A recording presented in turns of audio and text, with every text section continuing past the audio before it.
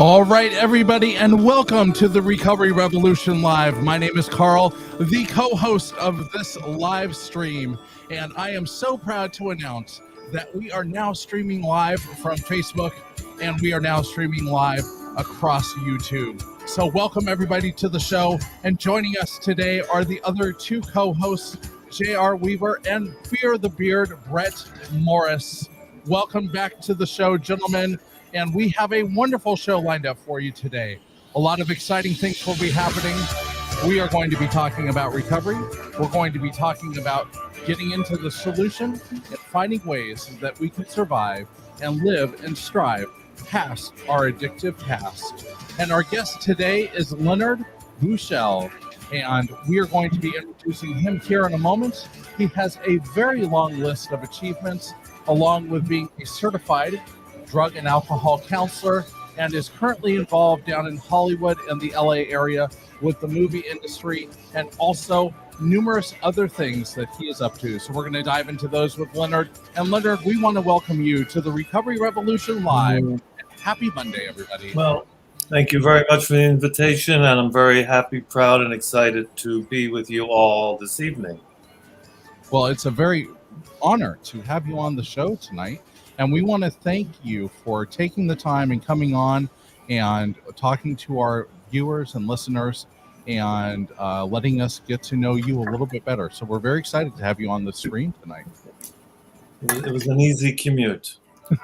Very easy commute. Yes. And you and I both live in California, so it should still be sunny out for you. Is that correct? You're where the 49ers are, and I'm where the Rams are. Well, we don't need to talk politics on the stream here, Leonard, but just know that we will be coming for you next season. Is there still a parade going down? There's still that's fantastic. Yes, I would expect nothing less from the Los Angeles Rams fans to have a ongoing parade for days on end. So, alrighty, guys. Well, welcome to the show, and welcome, JR. Thank you for stepping up today and coming into the show. And Brett, always good to see you, sir. And, glad to be here. Yeah, we have a great show lined up for our viewers today, and welcome everybody. Daisy from Oregon, Joey from Cypress, Tennessee, and Jennifer from Tucson, Arizona, and Tanya from North Carolina, New Bern. And welcome everybody. We're so happy that you've taken the time to come onto the stream tonight. So we have a good show lined up for you guys. So how is everybody doing tonight? Is everybody doing good? I'm doing great, man. Doing great. Excited to be here. I'm a big fan of Real Recovery Film Festival. Yes. I want to hear more about the High. His newly released book. I mean, yes. I'm excited for tonight. I wouldn't have missed it. Absolutely. Glad to be here. Yeah. There it is. Yes. Confessions of a Cannabis Addict. Wow. Yes. When did that release, Leonard? This was released in the end of November. Logan House Publications. It's available on Amazon. The Kindle download is $4.20. Ah, okay. So make it very affordable to people who love weed. Yes, that's very timely oriented there on your release date. Hopefully by the time they're done reading it, they'll give away their stash. They'll give away their stash. That's because they won't need it anymore. They'll be so high. I just caught that. You said the price was $4.20. Yes. I just caught that one. Yeah. The paperback is $19.95 because I have to print them up. Ah, okay. The Kindle version is $4.20. That's fantastic. And it releases on $4.20, is that correct? No, this is on the end of October. No. Okay, the end of October. Okay. Well, but there's going to be a big push on April 4th. Okay. I mean, April 20th. Okay. Good. 420, yeah. Yeah, it's always good. It's always good to push some recovery onto them rather than pushing cannabis onto them. So, well, that's really interesting that you that it's a book about cannabis and the addiction to cannabis. I've run into working in the treatment field and the addiction recovery field that a lot of companies, oddly enough, have a hard time doing billing for cannabis use disorder. out of the DSM-5, which is kind of strange to me, but it was always kind of told to us, well, there has to be another underlying issue going on other than just cannabis use. But I had a couple of clients, and that was solely their drug of choice. So. And did you believe if they were to get off marijuana completely, they couldn't drink wine or drink double espressos? Well, but that's the addiction taking a form of replacing one addiction for another, where we are now looking at, well, if I'm going to give this up, do I really need to give up other things? So I really try to work with my clients when I am in a treatment center. We look at all aspects and facets of their life and what is being controlled. My hope is that they will agree that, any type of mind altering substance for them, depending on their past and what has been going on, hopefully they can come to their own conclusion that this will be something positive for them to give up. But the other thing that we have to kind of realize in the addiction treatment industry, and Leonard, you're familiar with this, is that we have to kind of go with the resistance with our clients as well too. So sometimes it takes a little bit longer for them to come to the conclusion that maybe by giving up all substances, they can have a life of abstinence from using them. Absolutely. Yeah. Absolutely.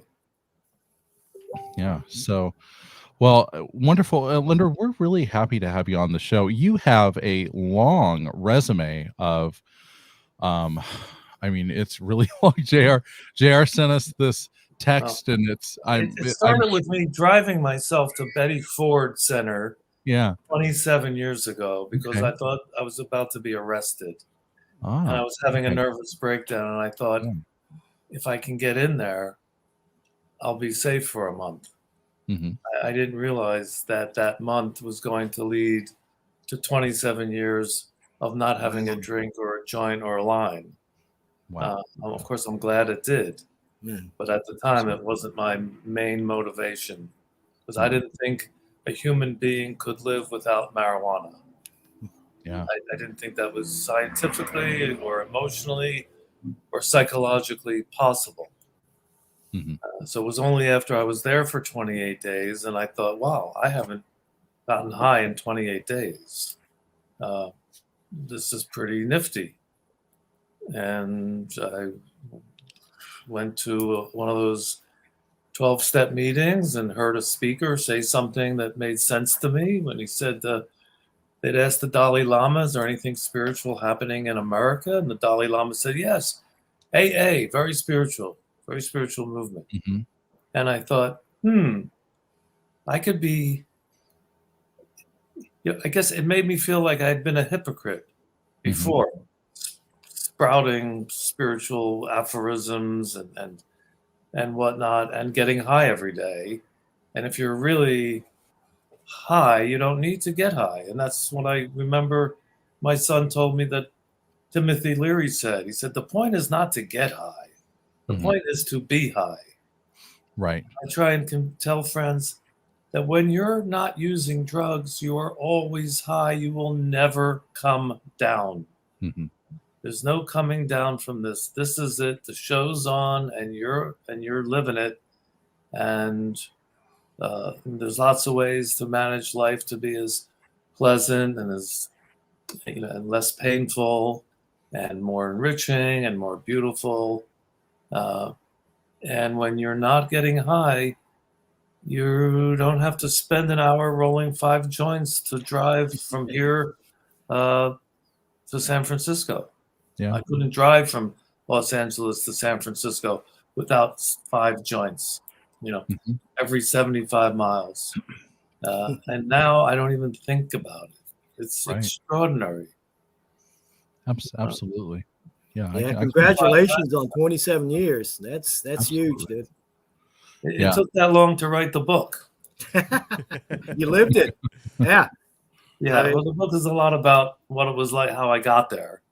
And then, of course, a lot about what it's been like since I got there. And there's the cover. And there I was, taken in a 25-cent photo booth little did I know, all these years later, I was going to throw it on the cover of a book. And I'm just. It took me a while.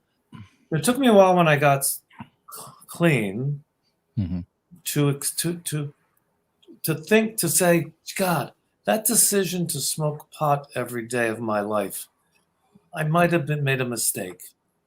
It took me a while of being sober before, we don't regret the past, nor do we wish to shut the door on it. But I did regret the past. I regret that I didn't get sober 10 years earlier. But of course, I got the fact that when I did get sober, I never went back. I guess timing is perfect. It would have been nice if I had been 10 years before that. But I got sober when I got sober, and never looked back, thanks to the program and the 12 steps. I don't think I could have done it without. I was at a breakfast yesterday in the San Fernando Valley. It was the 26th annual San Fernando Valley AA convention. And obviously it was postponed last year. So there were several hundred people at the breakfast yesterday morning. And, at least twice tears formed in my eyes. They had a guy who had just celebrated 49 years sober, who presented the Alcoholics Anonymous Big Book to a girl who had 13 days. Wow. And just to see that passing of the baton and that welcoming, and everybody's clapping for, she got more applause than the guy with the 49 years. And it was just the energy was so high and all these people almost died at one point in their life. So you're sitting in a room full of people who almost died and now have come, full circle, where they're helping others and they're being good family members, most of them. And the energy was just, I thought, how come this isn't televised? This is like an amazing event with great speakers and a lot of heart, a lot of humor, but it's sort of like our little secret. Yeah. I think a lot of us probably got, voted in high school most unlikely to ever join anything. Except maybe like a prison gang. Yeah. And some of us got into this holy cult that I just can't thank my I don't know if it's fate or destiny or luck or higher power, but nobody in my high school would have thought that I'd end up abstinent. I mean, I only went to high school in the 12th grade to sell pot because I was bored of school, but I had good pot. So that's what got me there every day. And now, it's like I said, when I was a drug counselor for a number of years, I said, now your job is to convince people that what they need is nothing. Like nothing is what they have been craving their whole lives, because you can't buy it. You can't rush it. You can't you can't get a year sober in 6 months, even if you pay somebody. You got to do it one day at a time. Or as the spiritual speaker said yesterday, they said it's one day at a time. They mean forever. Yeah. It's forever. And for those people who do it forever, it's pretty cool. So anyway, I don't interrupt. I'm sure you have more questions. And I'm not really in show business, but I do run the only recovery film festival in the country for the last 13 years. The Real Recovery Film Festival and Symposium. We've been in about 8 cities around the country. We do a week in LA, a week in New York, a few days in Denver the last couple of years. Obviously, since the Slamdemic, we have been online the last 2 years, but we will be back in the theater for a week in North Hollywood in October. Yes, October. Unless a meteor hits the planet, which, the odds are it won't. But if things keep improving, we'll be back in the theater in October. And Leonard, you also helped produce the annual Experience Strength and Hope Awards in Los Angeles as well, too. Is that correct? That we did. Yes. We've done it for 11 years. Last year we had to cancel. We honor a high-profile individual in recovery who's written a memoir about their career and their sobriety. So it's not an award for being sober. It's an award for bleeding on the page and telling everybody the truth about you and your substance abuse and what have you. And we had scheduled last year a gentleman named Lee Steinberg, who I'm sure is hurting tonight because he's the manager of the quarterback for the Kansas City Chiefs, who fell apart yesterday towards the end of the game, and they lost to the Cincinnati somebodies. Are they the Bengals? Yeah, little something football like that. talk because I missed it, and I only get into football during the playoffs because I know the intensity is so great. So Lee Steinberg, who was the subject of a movie called Jerry Maguire, he's the real Jerry Maguire. So we had him scheduled to receive the award. We had to call it off last year. We do it at a museum in LA called the Skirball Cultural Center, and so we did it in December.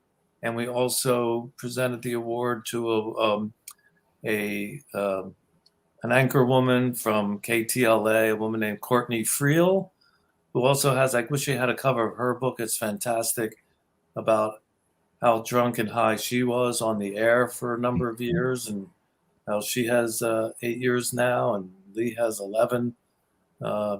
And we got them together again, and had a singer and a comedian, and we've been doing it for years. It's sort of like, it's an excuse for people in recovery to get dressed up in LA. But we do have a very strict dress code, which is no gowns, no tuxes, and no Uggs. No Uggs? Otherwise, you can wear anything you want. Well, I guess I won't be showing up in my gown in Uggs then, Leonard. But I appreciate the invitation. Please, next year. You also started the Writers in Treatment. Can you give us a little information? 13 years ago, I was friendly with some people who had founded Music Cares, or MAP it was called, musicians at Buddy Arnold, saxophone player from New York, came out, got sober, started raising money to help musicians get into treatment. So it was called MAP, Musicians Assistance Program. It turned into Music Cares. And I thought, well, if he's doing that for musicians, there's a lot of writers out there.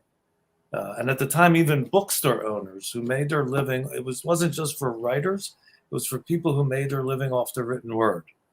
Proofreaders, editors, bookstore owners. And so we started raising money to get scholarships to put them into rehabs as well. And about a year and a half into that, I thought we need a way to get some publicity, which is why we started the Real Recovery Film Festival. And so the Real Recovery Film Festival sort of took off on its own, and we've been doing that for 13 years. We still help people with free referrals. We can try and get people scholarships from time to time. It's not our main focus, because our main focus is the publishing and editing the Addiction Recovery e-bulletin, which I know you were going to get to eventually, so I don't want to give away the end. It's not over by any means. I mean, nothing is over. It ain't over till it's over, and even then, we're not sure it's over. Exactly. Yeah. Leonard, what has been probably the one maybe quote or catchphrase that has really kind of stuck with you over the past 20 plus years that has carried you through maybe some more of the difficult times of learning about yourself and finding yourself in the community of recovery? Only one? Well, you could give us more if you would like. I think you need a couple. Yeah. I think the two most significant was alcohol is a liquid drug. Because my main addictions when I got here was I'd done cocaine every day for 13 years and quit because my girlfriend said she didn't like me doing cocaine anymore. So we started snorting ecstasy. And it was really ecstasy that got me into the rehab. That was hard to handle. I'd smoked pot every day for 26 years. I only got drunk on purpose. I never accidentally got drunk, but I got drunk a lot. In fact, I was addicted to blackouts. But I would plan ahead. I would always have someone there. I'd have money to take a taxi because I didn't want to be driving. So when I got clean of drugs, I thought, drinking might still be an option. But then I remembered what you said earlier, cross addiction. And so I have to see a bottle of booze as like a bottle of pot or cocaine. It's a drug. And if it makes me feel this much better today, I'm going to want to feel that much better tomorrow. And I will drink like a fish and be, doomed. Mm-hmm. So knowing that alcohol is a drug and I am a recovered drug addict, I don't do liquid. The other aphorism is it's easier to stay sober than it is to get sober. I never want to go through that first 28 days again. Yeah. So it's easier to overcome that craving today than it is to start all over. Mm-hmm. I would hope for most people.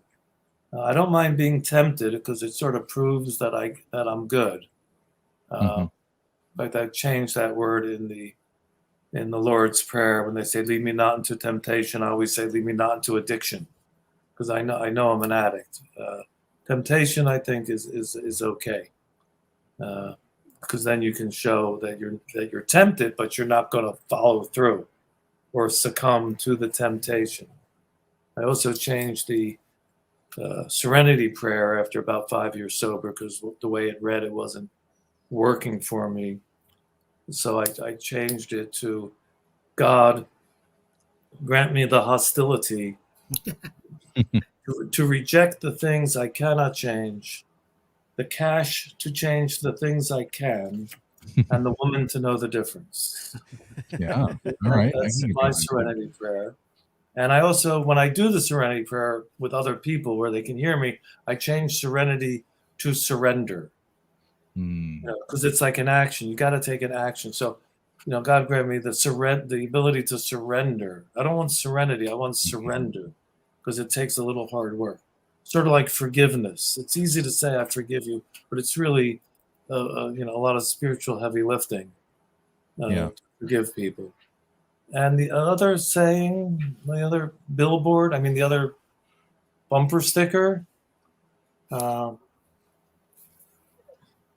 in terms of all the drugs I've ever taken, I think of the Alan Watts quote when he says, he was talking about LSD, which I'm sure half the people listening have done some and the other half hopefully never will. But he said, when you get the message, hang up the phone. And I thought about that when I was in treatment, like, I don't need any more drugs to learn anything more. I got the message, and now this whole new world of the unknown. I think some people have a hard time staying sober because they're afraid of the unknown. Mm-hmm. They don't know what their life is going to be like without substances. And that old cliche, you can't live with, I couldn't live getting high anymore, but I couldn't imagine living not getting high. Mm-hmm. So you have to just, give it up, turn it over, and have faith that your life will improve. Maybe not overnight, but it's not going to get worse. Not really. Not when you've been in hospitals or behind prison cell doors or even jail cell doors or in the back of a car being driven somewhere by the police. It's an awful feeling. Yeah. It really is. But some people become familiar with it and it's all they know. but that's because they just don't know that, like they say, when God opens his wallet, there's a picture of you. So I like that. Yeah. Someone or something has your back. It's courage. I don't think they teach that in rehab. You need courage to be a sober person. So, little by little, it's like, maybe it's the modern equivalent of a risk taker. You have to take a risk. You have to stop using drugs. Right. You know what drugs can do and where they get you. What happens if you don't? You might just end up being a beautiful, responsible person, which brings on a whole nother set of headaches, but they're healthy headaches. And that really just takes me back to thinking about, when I got sober and what am I going to become? Because I really kind of summed up my addiction as, this is the way it's going to be for me for the rest of my life. And I was almost content with being an addict, but I wasn't content with going to the hospital all the time and finding out I had congested heart failure. And so, when we think about the comfort and everything that we have inside of our addiction, and the way that people feel about, going into a prison environment because that's what they've lived for so long, and it gives them comfort because they're familiar with it. They know that they're going to get their meals at a certain time. They know that lockdown is going to happen at a certain time. They know what to expect from other inmates or cellies or all these other things. But when we come into recovery, it's so scary because we are so unfamiliar with who we are and what we have the capability of doing, that it's really this journey that has to happen. And that's what really takes a lot of people back out, because it's so scary for them that they don't know how to react when a day goes well. We have a client at work right now, and he likes to live in the chaos of things. And we're trying to get him into the point where he feels comfortable with nothing chaotic happening throughout the day. The day just naturally progresses, but it's very uncomfortable for them. So, I can relate a lot to that, Leonard, from what you're talking about there. Yeah, I can admit to that too. I mean, sobering up is it's scary. Especially when you've been out there for so long. I mean, you do get used to, riding in the back of police cars, being locked up in county for 6 months or going to prison for, a year, 2 years, 3 years, 5 years. I mean, it becomes part of your mentality. And just the thought of stopping that and trying something new without the crutch of alcohol or addiction it's intimidating. I mean, I think that's why a lot of people are afraid to try to get sober, because they don't know what's going to happen. Yeah. And like you said, it's courage and commitment. Right. You got to have the courage to start and the commitment to keep doing it every day. Yeah. When I had about 2 months sober, I had a sponsor. The first month I was in rehab, so no sponsor. Got out, got a sponsor.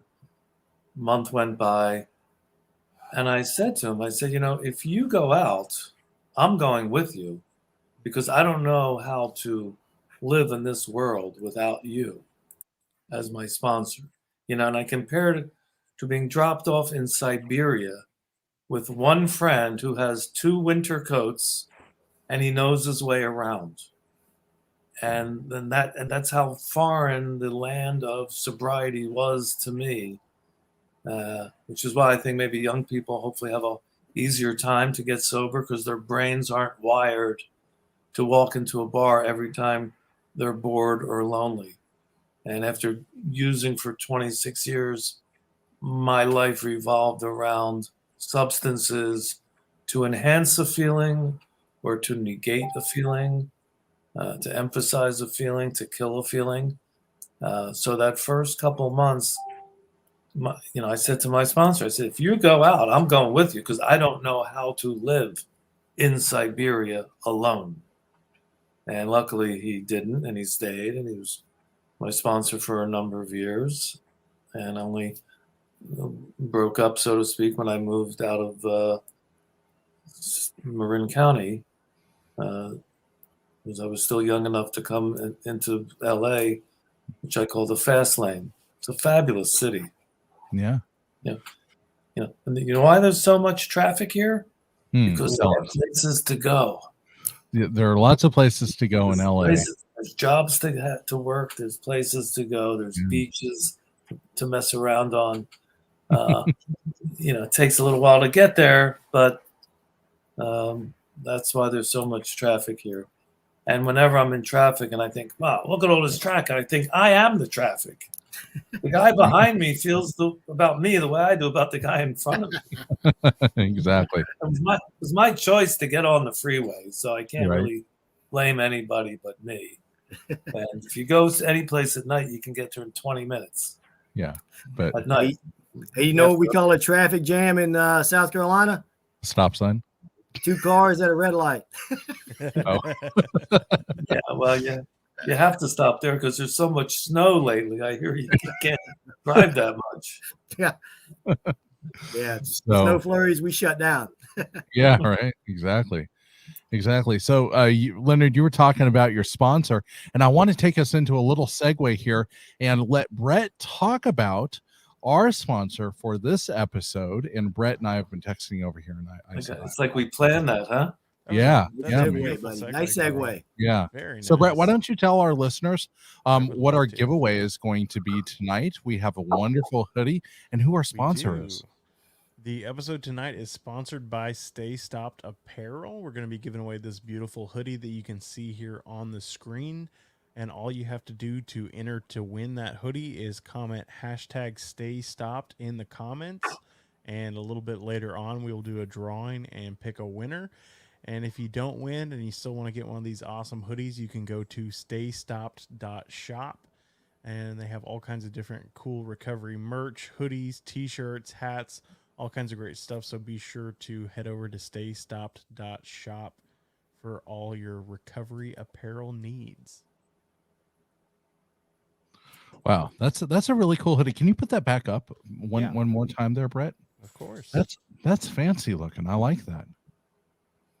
Yeah, I'm a hoodie fanatic. I don't think I can have any more hoodies because, man, I got so many of them.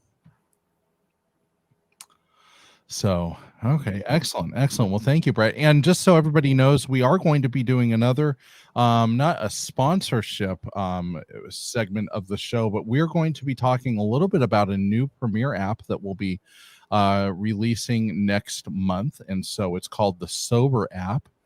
And we're going to be playing a little video here and probably in a few minutes about the app. And they're a great company that has designed an app that is for people in recovery, and it is a great app to have resources. You can talk to professionals in recovery.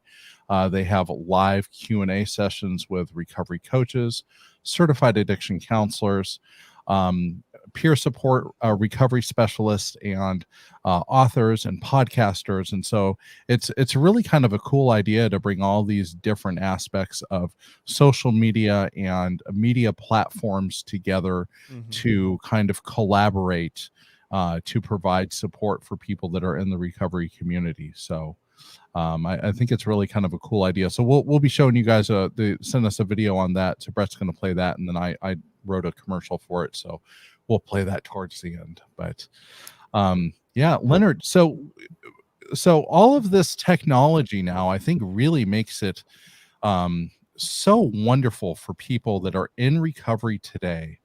But we have to look back at what the journey was like when you were coming into recovery. So what were some of the things that you really were able to latch on to that really kind of kept you sober, that really kept you connected into the recovery community where you were living, and really allowed you to kind of network with other people that were in recovery at that time? Well, I guess the obvious answer is meetings. Once I got out of the rehab, I was no longer suited to my previous occupation. So I had a few months to sort of get things together. And in the first 3 months, I had to go to a meeting at noon, 5, and in the evening, because I had way too much time on my hands. And I understand the value of what they call a sobriety job. Do anything at first just to not be in your head all that time, because that was hard. So I went to meetings. I didn't necessarily go early and stay late, but I've had 2 commitments basically up until the pandemic, 2 commitments a week for the last 25 years. Half my friends are not in recovery, which I think is good, because that means they're not as insane as a lot of other people. And I want to just go back to being at this huge breakfast yesterday, feeling like you're in the lifeboat with all these, can't call them friends, but they're more than friends. They're part of a brotherhood that we can all relate to each other and exhibit as much kindness and understanding as possible. But to answer your question, meetings. I'm not a Zoom person. I like meetings, and at the beginning, it was meetings and reading the literature. It was reading the literature, making sure I went to a book study once a week, so that way I would get to have to read the book. And I went to a 12 and 12 steps in tradition meeting once a week, so I knew I would have to read the steps. And I have all my own books, and they're highlighted and underlined. Mm-hmm. Sort of like become not a student of the history of AA, which I love, but just a student of this new way of life. And it's, I don't know if I am right or wrong or both. It seems like it's a decision. It's a decision to not get high anymore and to see what goes on, or use other ways to get high. Movies are, part of the reason we started the film festival, because films are my drug of choice. Pre-pandemic, I had to be in a movie theater at least once a week or every other week, or else I'd start to Jones. That's a drug to me. Mm-hmm. Some people, can still go to clubs and dance. People do yoga, and they can't live without doing yoga. It's something we all need to elevate our consciousness one way or the other. I just want to tell everybody, full disclosure, this is decaf. I don't drink caffeinated coffee after 5 p.m. And this show started at 5 p.m. And I never drink more than 18 a day. No, a couple. I have a little machine, but I don't abuse it. Films, I love to go to plays and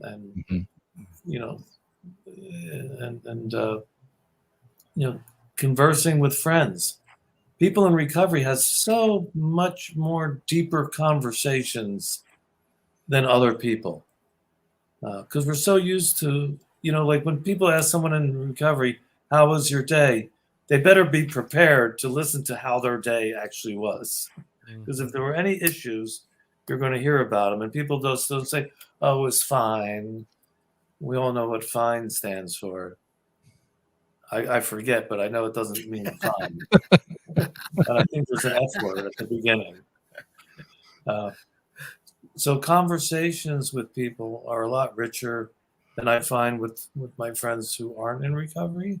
Mm-hmm. Who are just, I'm not saying they're in denial about who they are, but they're in denial about the beauty and the majesty of being alive. Because I don't think people in 12-step programs take that for granted. We wake up in the morning and think, oh my God, I'm not hungover. That's cool. I'm not sick. Mm-hmm. I'm waking up and I have someplace to go. Fantastic. I don't want to miss that. I can't stand the idea of missing a day. In fact, I have one little thing I started 25 years ago. Every night I write down everything I did that day and everyone I was with that day. And if I went somewhere that day, or if I went to a movie that day, or if something good happened that day, or something bad happened that day, I write it down literally every night. I don't think it's an obsession yet. It's more like to prove to myself. If I don't write it down, the next day I might not even remember I was alive the day before. But I have proof that I have lived every day for the last 27 years. I have a record of it, and it's fantastic. And if you ask me, where were you on your birthday in 1998, I have it written down. It's weird, but I love doing it because it's the kind of thing that I could never have done pre-sobriety. I'd be too stoned, I'd be too tired, I'd be too drunk. But this is something, and I tell my clients when I was working as a drug counselor, find something in this world that's unique to you and your recovery. Whatever that is.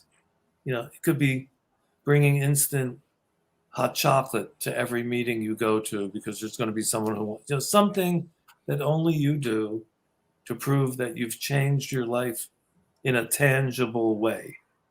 So and I don't call it a diary or a journal, but I call it my night notes. Every night I write down what I did that day, just to prove I did something. Even if it's nothing, I have a record. I have this many, a bookshelf, this many journals.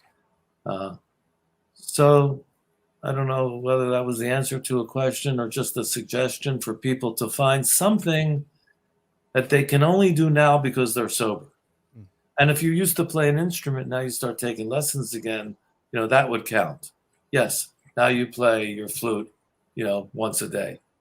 When you let it slide for 10 years. Yeah. Or take up a new sport. Take up pole dancing, whatever, something new. Yeah. I can get behind that. But I really understand where you're going with this, because for me, I'm very much like you, where movies and really good produced television shows are another thing that I really like. I just finished a series called Fringe, and it's the second time I've watched the whole series, and it's produced by J.J. Abrams, and it aired back in the late 2000s, and I really feel that I can have this escape from the world, and it allows me to almost unplug my brain a little bit and just enjoy what is being presented to me on the screen. And also, I'm a huge music fan. I was a music major in part of my college, and also throughout my high school years doing jazz and orchestra and and all these things. And so for me, the idea that I have an outlet to kind of keep myself in balance, to have an area where I can escape, and going to the movies is a great thing. And I wanted to ask you, now this might be a little bit hard, but I have one movie in mind when it comes to like the movie that really kind of sold me on the idea of going to a movie in a cinema, having that experience rather than maybe watching it at home with surround sound. And for me, that movie was Jurassic Park. And I remember seeing it for the first time in the theater and seeing the just the screen come to life with these dinosaurs that were computer generated, and all the different special effects that went along with that to make it seem like it was so real for me. And I know that you love films. So what do you have any like really big films that were like really like that was the film for you when you were seeing it in the theater? I do remember Jurassic Park, and I do remember feeling the dinosaurs when they first appear and they're prancing up the hill. I mean, I could feel the theater shaking. And how can we ever forget the scene where the guy gets eaten off the toilet seat? One of my favorites. And how the new movie out that I think is really, really excellent called Don't Look Up. I don't know if you've seen it. Yeah. But there's a homage to that scene near the end of the movie that you have to stay till the end. Anybody see it? You know what I'm talking about? You know exactly what you're talking about. So fabulous. You know, all those years later, someone no, I don't want to age myself and say yes, it was The Sound of Music. Okay. It was the original West Side Story. I hated the new West Side Story, but I love the old West Side Story. 12 Angry Men. 12 Angry Men, black and white. Henry Fonda. So incredible film. I can watch that over and over again, even though I know how it ends. It's just an amazingly brilliant film. 12 Angry Men. It sort of woke me up to the incredible effect a film can have on you. Even though it's all dialogue, it meant a lot to me. So seriously, I was young. I was like 11 something. Sound of Music. You know, it's a musical with a Nazi overtone. I love the movie The Producers. The Producers, you know, you're laughing out loud. You're releasing endorphins because you're laughing out loud. And it's easier to laugh in an audience with other people. So you know, you mentioned you have surround sound. I have like my son keeps saying, "Why don't you get a bigger thing?" I said, "I don't want a bigger. You know, I'm happy with the story." And I love. I mean, it's like a couple times recently, people, you know, I'm in a prayer circle. People say, "What are you most grateful for during this pandemic?" And I say, "There's only 3 things I'm grateful for: Netflix, Amazon Prime, and HBO Max." That's what I'm most happy over. I'm sort of running out of things to watch now, but that is where I'm at. You know, it's escape. Hopefully you learn something. You learn about people. You learn about yourselves. You learn about other people in another time. This film, Don't Look Up, is really terrific. It's really funny, and everybody in it is amazing. And the movie it's done by a guy who made a movie called Margin Call. If you've never seen a movie called Margin Call, it's about Wall Street. Fantastic. It does. I mean, I think Kevin Spacey's in it, but give him a break. It's a great movie. Okay, and so is Jeremy Irons and Stanley Tucci. It's called Margin Call. It's just fantastic. You'll thank me if you. I'm on Facebook. I don't know if anybody else is. I know most people are ticking and talking, but I'm still on Facebook. Leonard Buschel. Not that hard to find. But hurry up! I have 4,995 friends. So I have room for 5 more. Okay, well, we'll be sure that fills up for you by the end of tomorrow. By the end of the night. Okay. Yeah, by the end of the night, you will have hit your 5,000 mark, and you'll be releasing 420 versions of your high book. Is that right? In celebration of your maxing out your Facebook account. 420 for people who want to read on a Kindle. I don't know how they do that, but people do that. Yes, it is possible to read on a Kindle. Okay. I don't have any experience doing it because I'm a book person. I like the context and holding the book and feeling the pages and but I've been told by my mother. In the early days of eBay, what pissed some people off, like me, the most was buying a used book, opening the package, and realizing that someone smoked in their living room for their entire life, and all the smoke is in the book. You just really couldn't even hold it. Because, a good book smells good. So I think now they might actually say, it's a non-smoker's book, or Amazon came along and tossed eBay out the window, although eBay is not out the window at all. No. Backpage is out the window, but eBay is still going strong. Yeah. It started with a guy selling Pez dispensers. You know that, right? The history of eBay. It was in Oakland, I think. That's why it's eBay, East Bay. East Bay, yeah. Oh, I did not know that. And did you realize that Netflix was started in the Bay Area as well? And I don't know if some of you will remember this, but it used to be a mail-in subscription service where you would say, you would go on the website and say, I want to load up all these movies. And so they would send you, I think the max is like 4 movies you could get at one time. And each time you would mail one back, they would just cycle the next one in. And Blockbuster was really big on trying to take down Netflix. Or Netflix, excuse me, that's not plural. And they almost succeeded. And Blockbuster would send in spies to the facility where Netflix was had their mail machine that not a mail like a guy doing the machine, but like their mail sorting machine that would send out all the different DVDs and everything.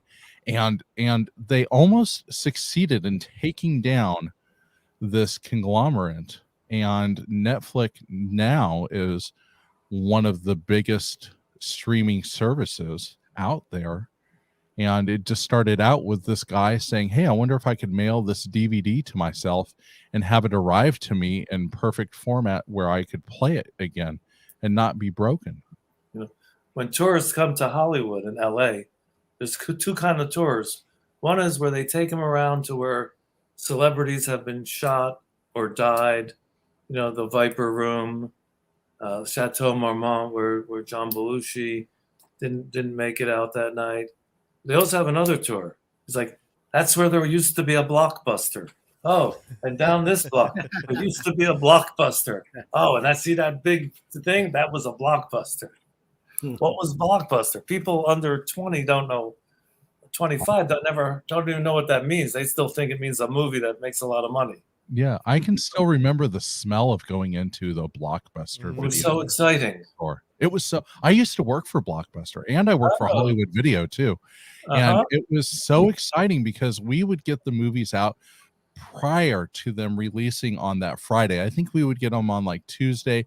And so as staff members, they told us, they said, hey, take all these movies home and watch them. So when they release on that Friday, you guys will have the knowledge of, hey, was it a good movie? Was it a bad movie? What did you think of the movie and stuff like that? And I was working for them at the time that the new format came out for the 16:9 format for the widescreen format and the 1080. So it was 1080p at that time. And it was the big push for Blu-ray or HD technology discs. Leonard, maybe back for you, it was Betamax and VHS. Would that be maybe? It was 8-track and cassettes. 8 tracks and cassettes. Okay. Well, I didn't want to go that far back, but yeah. I think Blockbuster was before Brett's time. No, yeah. I've been to Blockbuster a few times. I think I still owe Blockbuster some late fees. I was going to say I might still have a couple VHS. Yeah, We got a question from a VHS tape. Oh wow. Oh, Rover. I have a couple VHS. He's from Philadelphia. Oh, that's a good one right there too. Yeah, that's a great saxophone player there. Yeah. So we have a question for you, Leonard, from Chrissy. Did you switch professions or find that your purpose changed when you got sober? Well, I didn't feel like I could do my clients any good anymore when I stopped using drugs because I sold drugs. And like you and watching those movies a couple of days ahead of time so you could recommend a good movie, I couldn't recommend any drugs since I wasn't doing them because I always said that if you do drugs and don't sell them, you're a junkie. And if you sell drugs and don't do them, you're a pusher. And I didn't want to be either. So it took me about a while. I started to work as a photographer for a real estate company, taking pictures of houses for sale, little by little. And then I went back to college and got my certificate, not a degree, but a certificate as a California certified substance abuse counselor. Mm-hmm. So I worked in a couple different facilities, from the hood to Malibu. So I got to see what was going on there, and that was good because I could talk from experience.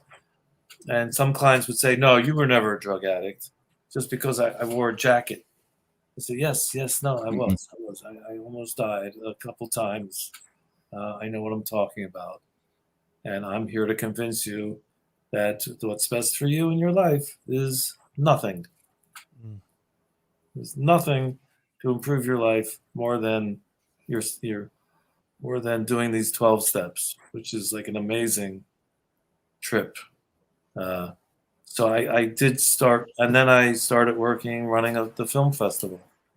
But in between that was a couple odd jobs and being a drug counselor, which I enjoyed very much. Although it is a little like being at a newcomers meeting for 8 hours. I can relate to that. Yeah. But then you're everybody's sponsor. So it's interesting. Yeah. It's definitely interesting working. Was that the question about what do you do when you stop doing what you're used to doing? Yeah, it was. Well, your career choice before coming into sobriety, what were you doing for work before coming in? You just stated that you weren't selling drugs, right? No. I said, oh, no, I was. Oh, you were. Oh, okay. I was. Okay. So I say, if you sell drugs and don't do them, you're a pusher. Oh, okay. And if you do drugs and you don't sell them, you're a junkie. Okay. So I didn't want to be either. So I had to stop selling drugs as I stopped doing drugs. And how could I promise my customers it was the best pot in the world if I didn't know that for a fact? Right. So, and I also thought it's probably not good for my sobriety. Yeah. And I also thought I'd gotten away with it for so long, my number is going to be up. And if I can quit now, it's like quitting a blackjack or a craps table, a winner. Yeah.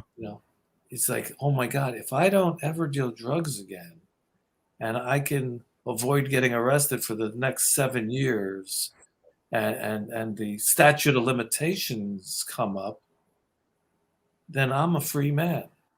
And I don't have to worry. Every time a car pulls up and I hear somebody screech outside my home, I don't have to look at the window to see if it's a cop car and they're coming for me. And every time there's a cop behind me, I still get nervous because I don't wear a seatbelt and I'm on my cell phone. So they have reasons to arrest me, but they're not going to arrest me and put me in prison for 10 years because I have 20 pounds of pot in the trunk. So it's like, wow, I won. If I quit and I don't start dealing again, so that's another reason it was made like, hey, enough is enough. Enough is enough. Quit while you're ahead. Yeah. Quit while you're alive. Quit while you're free. Quitting. What's that T-shirt? Is there a hoodie? Quitting is for winners. Something, whatever that says. Quitting is for winners. Yeah. No, but I'm sure we could get something going. So don't get high, just be high. Don't get high, just be high. No, you said that was the opposite of what you're trying to do, because once you're high, then you don't want to unbe high.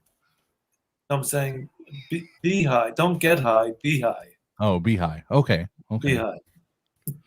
Yeah. So that just reminded me of this recovery documentary, and it's called A New High, and it highlights a program in Washington State in the Seattle area, and they take a group of men and women, and they teach them mountaineering skills, and they summit Mount Rainier. Is that the mountain Mhm. up there? They summit Mount Rainier, and they summit another mountain throughout the documentary. And so when you said that, it triggered a memory for me of that documentary. And I really love those recovery films, man. That's like one thing that I really love getting behind. I just watched a really good one. And not a lot of people know this one, but it's called Sherry Baby, and it stars Danny Trejo. Mhm. And it's a very serious role for With him. I mean, Maggie Gyllenhaal. yeah. Oh my gosh, it's Uh-huh. amazing. It is Yeah. really, it's so real. And that just one of I think one of his really, really good roles. I mean, people know him from Machete and all these other Mhm. Desperado and From Dusk Till Dawn and Heat and all these other movies. But it was a very serious role that he played of a person in recovery that is taking on the I don't want to say task, but has befriended this lady who has suffered from sexual abuse from her I think it's her father or stepfather, and is trying to get her children back through the court system, and is coming into recovery and has a lot of trust issues, and is tied up with a lot of things that she is doing things because this is the way that she was doing it on the street to try to get people to like her, which was through almost escorting and stuff like that. And he's saying that you don't have to live that life anymore. You can now have a life free from those type of restraints and that type of feeling in it. And so just a little plug for Sherry Baby there. Also for Danny And I just Trejo. want to give a plug before you have to show Yeah. your commercial for the app. Yes. I've seen a lot of films, a lot Mhm. of recovery films. We get 150 submissions every year. We pick out the best 70 and we show them at our film festival. Mhm. But I think my favorite of all time is called Shame, Mm. Shame, Shame, made by the Academy Award winner director of 12 Years a Slave. Mhm. This movie before that was Shame, and it's just miraculous. Shame. Wow, I'm writing Yeah, that one down. yeah, it's really the best ever. Yeah, Yeah. Another better another than another really good one is 1,000 Junkies. That one is I actually found that one pretty hysterical. you know. I unfortunately one of the three guys passed away, Oh, and we really? were going to make that a big deal at our film festival because it's the only comedy made about junkiism, Yeah. and one of the guys didn't make it. So Yeah. it's sad, but it was fun to watch because I didn't know the guy had died, and it was a very courageous movie to make. Yeah, absolutely. I don't know, JR or Brett, I don't know if you've seen that movie before, but it's on Amazon Prime Video. If you get a chance to watch, it's called 1,000 Junkies, and it's basically this journey of one day of trying to re-up with their source and all the chaos that goes on. And halfway through, the guy's taking his whole car apart looking for the sack, only to find out that it's not there. No, And no and spoilers, all these. Carl. Yeah, no spoilers. No, I'm not spoiling anything. But It's a good just travelogue of Los Angeles yeah, too. and You yeah, get to very see. much so. And Okay, you'll we got understand what Leonard's talking about with the traffic there during the midday and afternoon hours of Los Angeles. Hmm. So I see a note here that says we're at 66 minutes. Yes. But like Route 66 or what comes? Where's your commercial? I want to hear about that app. Oh yeah, yeah. Brett. Okay, well that's a great I'm ready. segue. Thank you, Leonard, for bringing the segue into the Sober app here. So we are going to show a video for this new app that was released to us from the company that is doing the app. And Brett, do you have that video queued and ready to I go? do. Okay, because I can ready. keep talking forever if you Yeah, you know that. I'm so. ready. I'm ready. All right, I'll just play it. All right, sir.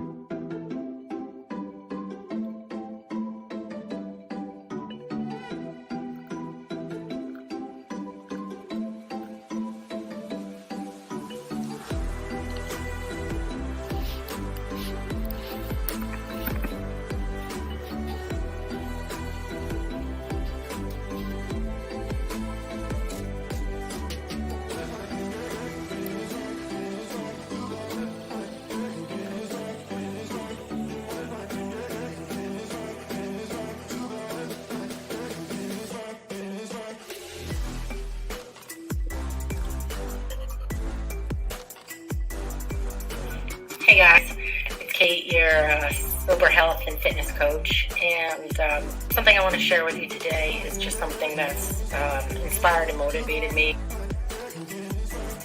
What's up, sober family? It's Aliko from Pro Recovery Power Forgiveness. I want to talk about that for a second. Drop some encouragement into your heart.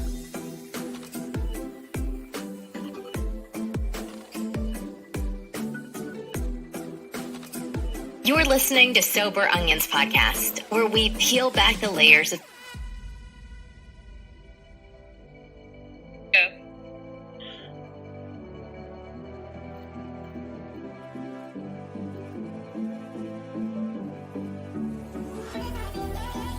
Hello, my name is Brittany Kay, and I'm so excited to meet you and potentially work with you. I am a sober advocate and also a sober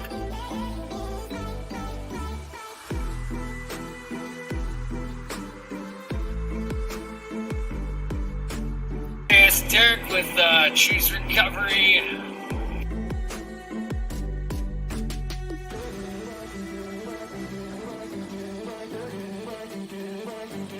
Alright, so Choose Recovery, shout out to the Sober app.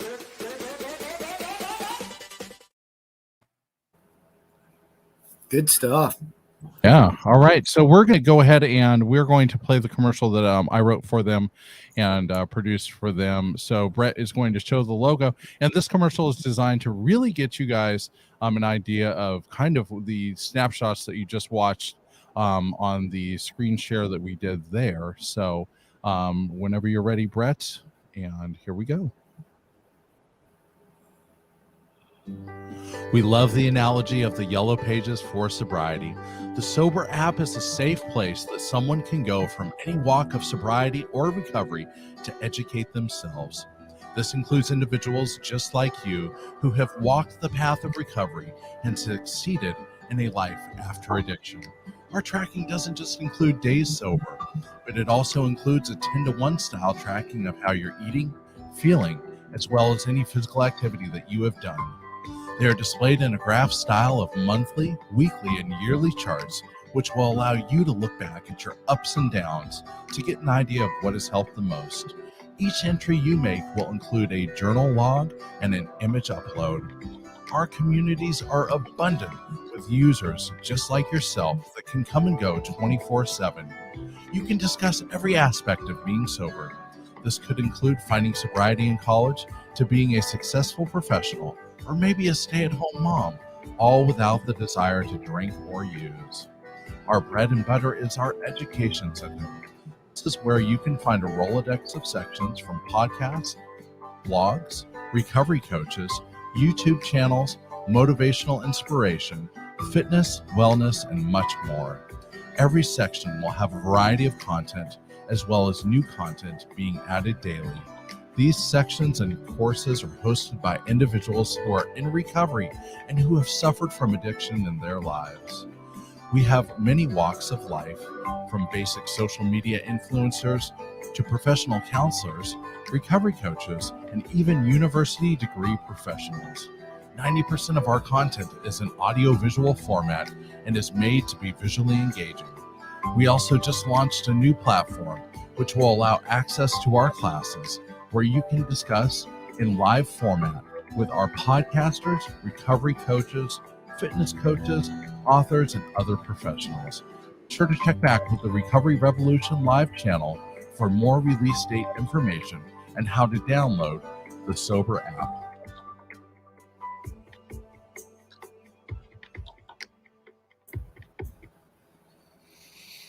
All right, guys, and we are going to do a little ad lib here. Leonard fell off the stream here, so we're getting him back on here. He might have had a connection problem, but we do want to talk a little bit about this app. So this is called the Sober app, and this app is going to be coming out towards the beginning or the middle of next month, and we're going to keep you guys up to date on what that will look like. Brett, are you working on getting Sir Leonard back on the show? I'm not sure where he went. What do you think about maybe doing the hoodie giveaway? Yeah, we could do that. So, oh, he just sent me a text. Let me see what he said. Uh-oh. Sorry, the microphone's blocking. Maybe my he face. maybe he didn't like my He commercial. said the neighborhood just blew a fuse. Oh no. So it sounds like he is in the dark. So I guess Oh, he okay. will not be coming back. So Well, that's a all right. bummer. Yeah, dang, I was really having a good time with him. Okay, yeah, well, let's go ahead and do the giveaway. And again, we are giving away the Stay Stopped Shop hoodie. Did I say that right? Yeah, that's the website. Yeah, Stay Stopped. Yeah, Shop that is the website. The brand is Stay Stopped Recovery Apparel. Stay Stopped Recovery Apparel. Stay Stop Shop. Stay Stop Shop. Stay Stop Shop. All right, there's no need to show off there, South Carolina. But we really appreciate everybody coming on the stream today. We are going to go a little bit longer. We're going to wait around and see if Leonard is able to get his the area where he is at reconnected into electricity here, and we're going to do the giveaway. So Brett, do you have our winner for the hoodie giveaway? I do. I feel like we need some fun music. Oh yes. I love it, man. Got you, man. I'm on it. Yeah, dude. I love this. And you know, and I have such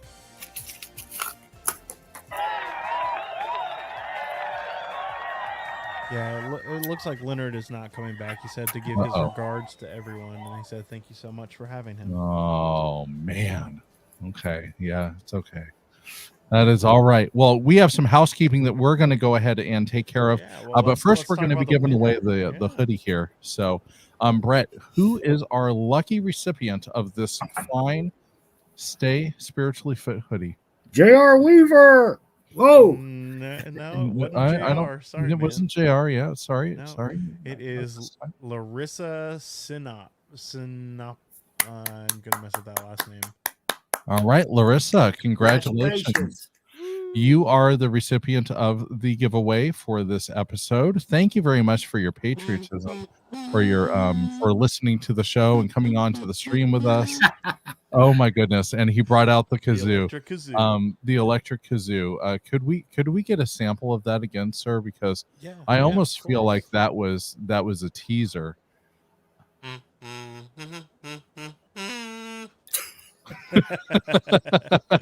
My wife hates that so much.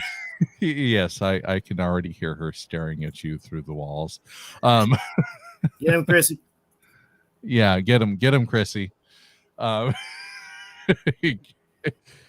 here. All right, Chrissy, it's really good to see you on the show today as well.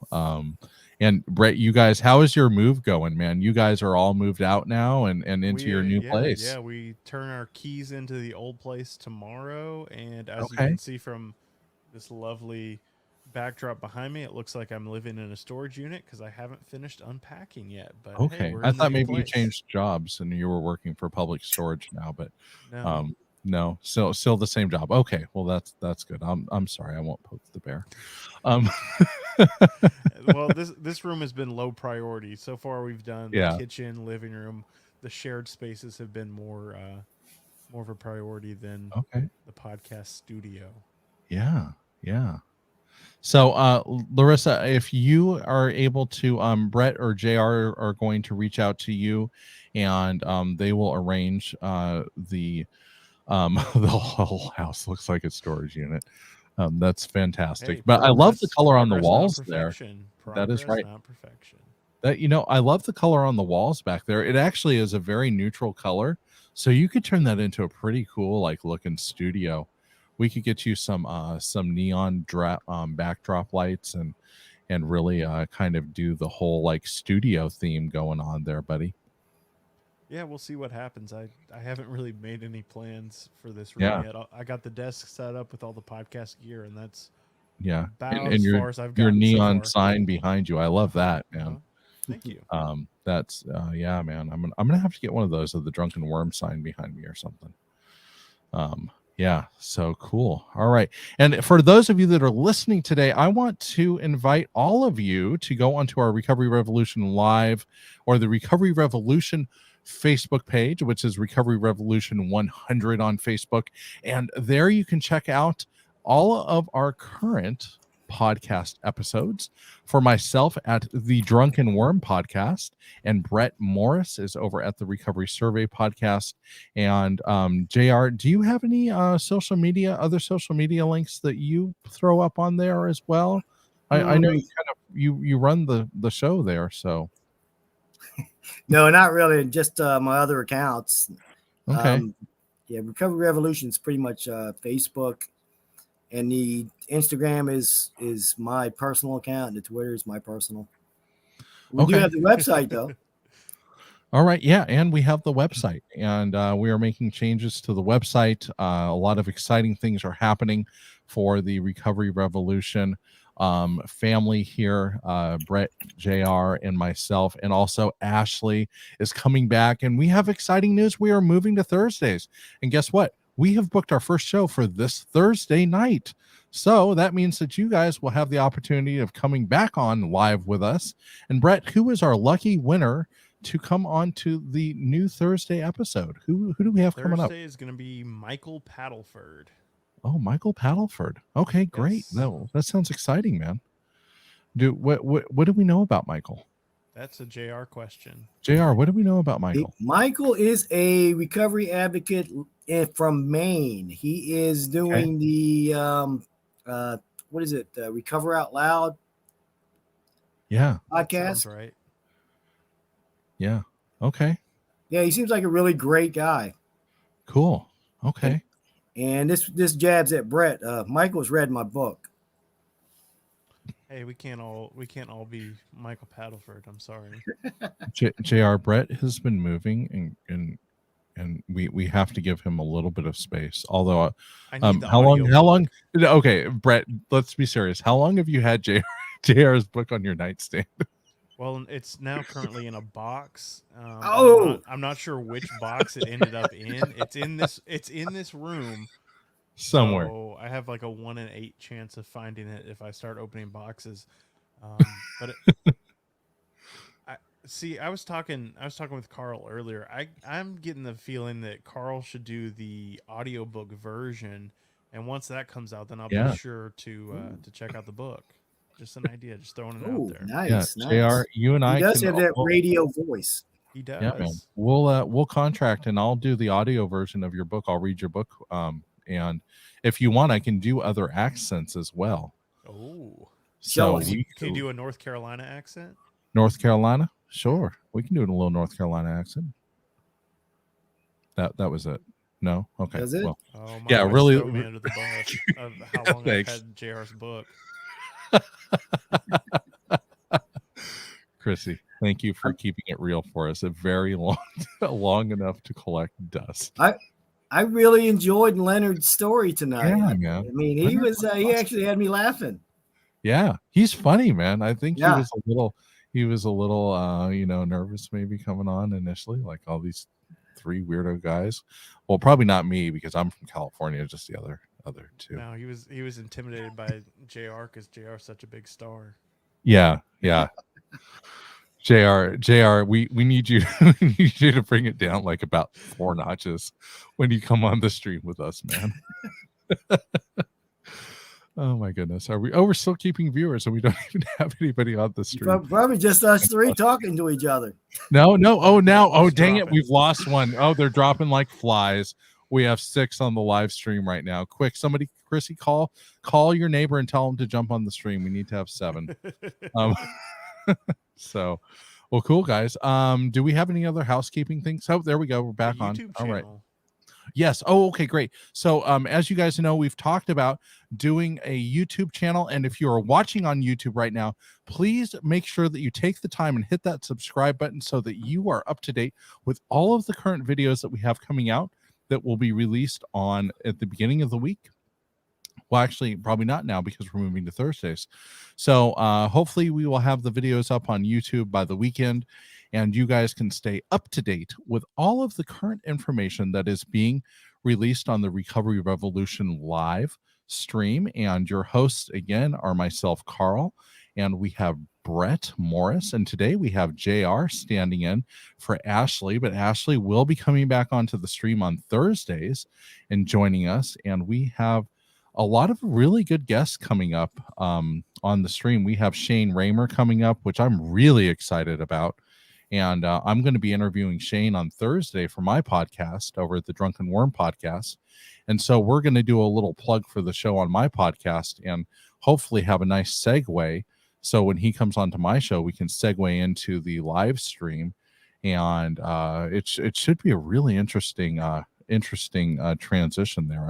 I'm actually really looking forward to having him on both shows. So Shane, if you're watching the episode, thank you for agreeing to come on to the shows. It's really good to have you. And we have a lot of other great people coming on to the stream and all of our podcasts. So yeah, definitely. And coming up on Wednesday, I actually have Ashley, the other co-host. Yes, I have a solo episode with her, and she shares a little bit more about her story and what her recovery journey looked like, how she ended up where she is now as the NAMI Florida president, and some of the other advocacy work that she does. So it's pretty cool to see kind of the progression that she's done in her recovery and how she got to where she is now. So that's pretty cool. And then the following week, I'll be hitting episode 100. Yes. I'm putting together a little bit of a different episode for that. So that'll be interesting. I haven't finished it yet, so I don't know exactly how it's going to turn out, but it's going to be pretty cool, I hope. Yeah. Congratulations, man. That's really big, man.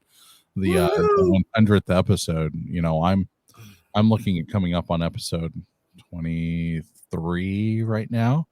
So I really look forward to being able to say down the road that I'm hitting episode 100. That's a huge milestone, and you should be really proud of yourself. Man, did you ever think that you would be podcasting this long when you started? That's a good question. No, I didn't. I'm pretty good at starting hobbies and not finishing them. Mm-hmm. Yeah. So no, I didn't think so, but yeah, I took a different approach this time. I tried to put in some principles into it and started out with like a $20 mic off of Amazon instead of going all out like I usually do for a hobby and like waste a bunch of money and then find out that I don't enjoy it. Mm-hmm. So I took a different approach this time. Yeah, man. Well, it's you've got such good content on your podcast, and it's really an honor to JR. I want to thank you for asking me to come on to this show and helping co-host on your Recovery Revolution Facebook group and the channel and everything. It's really helped my podcast get that little jump start that I needed, going from an average of maybe 40 or 50 downloads per episode, and that would be over a period of time. Right now I'm averaging a little almost 300 downloads per episode. So and thank you for all your listeners who are supporting the show and everything. It only goes up from here, as they say, and you've definitely been very gracious and allowing us to access to your fan base of 200,000 plus people on your page. Well, you gotta thank the Red Beard. He was the one that approached me about you. Yeah, well, Brett, thank you, brother. I appreciate that, man. I didn't know that, but Brett, I'm gonna send you a nice mechanical pencil or something, man. Oh, thanks, I might even write your name on it. Hey, we'll get you a drum set, man. Yeah, we'll get you a drum set to go with your kazoo. Nice. Sure, Chrissy, you'll love that. Exactly. Hey, can we get you one of those plastic steering wheels with the horn so that we can do a drive time episode? Yeah, we can have a call-in episode, and you can pretend to be on a cell phone in a wind tunnel. And we got another show coming. I know we haven't gotten the promos ready for it yet, but you want to tell everybody about the new recovery review show, JR? Yeah, we are still currently working on the introduction promo, but it's gonna be fire. Nice. I mean, we have 5 fabulous co-hosts coming to do it. We also have Laughter is a Drug comedy skit coming to the page too, which is going to be absolutely hilarious. I mean, I've listened to some of his outtakes, and they are funny. And we can't. So it's going to be an exciting month next month for us. And we got Jeff Vickers, Part of My Reach. Oh yeah, on Saturday, 7 p.m. Eastern.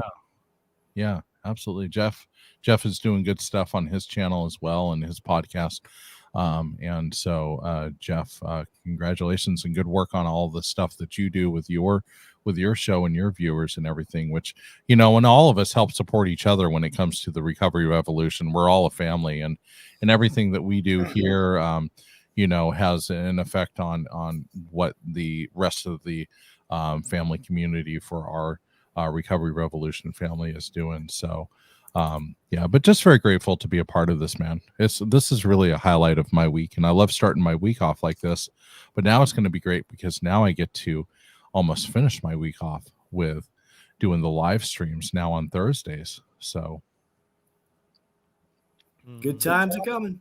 Yeah, that's right, man. That is right. All right, gentlemen. Well, I don't have anything else. Do you guys have anything else that you need to bring into the board or want to let our viewers or listeners know? I'm good. No? I don't think so. I guess to clarify on the YouTube thing, since we are streaming live to YouTube, usually it takes a couple hours after the stream ends for YouTube to process, but it will be available whenever YouTube decides to release that video. So now that process is just completely automated since we're connected to the YouTube page. So it should be up there pretty quick. And then typically I have the audio version of the broadcast up within about an hour after we finish the live stream. So if you guys are on the go and can't watch the video, search for Recovery Revolution Live on your favorite podcast player. Be sure to check out Recovery Survey, new episodes every Wednesday. Check out The Drunken Worm, new episodes every week. Yeah. The whole thing. Oh So yeah. if you type podcast in your name, I'm sorry. Yeah, you have to type the word podcast in, because if you type in the word Drunken Worm, you're going to find a bar in Tennessee, and that is definitely not the place that you want to be going to when you're searching for a sobriety podcast. Although I have thought about it would be really interesting to do a live broadcast from inside of the bar of the Drunken Worm on the Drunken Worm podcast. That would be interesting. I think that would be fantastic, man. Like, that'd be really cool. Oh, man, I had something else. Oh, are you going to have our links to our shows and everything now on the show descriptions for YouTube, and also the audio version, so that people can link up with the other shows that we do, and then also for Leonard and his material as well? Yes, after we get off of here, send me the link that you want me to use, because I'm going to put together a list and just save that so I can put it on all the episodes. Okay, I'll send you my whole document that I do. And then that way you will have the links embedded for my stuff, and then you could actually just change the links and, you know, do different ones for, you know, all of that. Perfect. Yeah, we'll work it out, man. It'll be good. And you can post it on there late. You can always edit after the fact. So right. Yeah. Okay, cool, guys. Well, we want to thank everybody for listening tonight. You have been listening to the Recovery Revolution live broadcast on Mondays. And just a reminder for everybody out there, if you are watching on YouTube, please hit that subscribe button so that you can stay up to date with all of the show information and all the upcoming broadcasts that we have happening. And if you happen to miss the broadcast, don't worry, because our episodes are going to be uploaded onto the Recovery Revolution Live YouTube page and our Facebook page, where you can catch all the episodes that you might have missed. And we will have information for our podcast. Also, our what was the company that did our sponsorship? Podcast. Stay Stopped United. What was the Okay, so Stay Stop 9 GN. Okay, and all the other information for the show with Leonard and all of his not contact information, but all of his social media information we'll have listed on there as well. Right, Brett? Correct. All right, cool. JR, I hopefully he's done viewing videos on his. I muted him really quickly. If we get a thumbs up from JR. Are you done, sir? Okay. I am done. I am. You're done. Okay. He's hearing me there again, Brett.